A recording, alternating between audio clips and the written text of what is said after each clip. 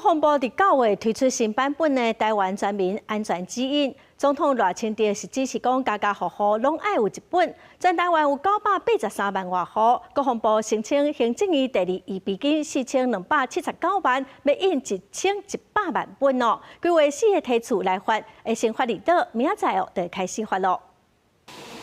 印刷的工作人员当咧赶工课，国防部9月份推出新版台湾全民安全指引。总统赖清德指示，要互家户户拢摕到纸本的版本，所以国防部头一届做普发，这个普发的版本内底还佫有新增加内容，亲像头一页有总统的誓言，还佫有警报信息，甲绑山乌一楼加入去。总统在上面署名，可以让许多的民众觉得这一本指引会更有信赖感，因为威权主义的扩张也日俱的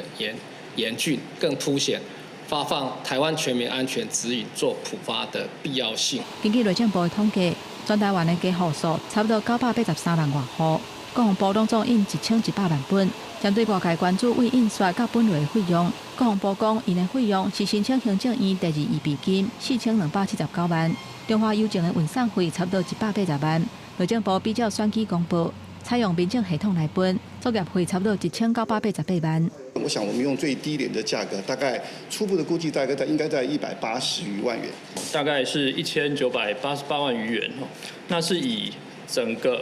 这个普发家户每一本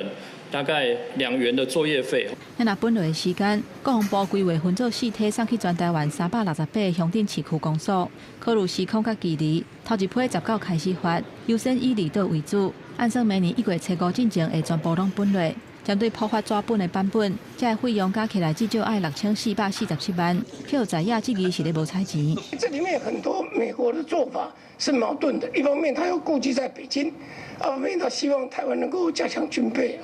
所以他发这个手册，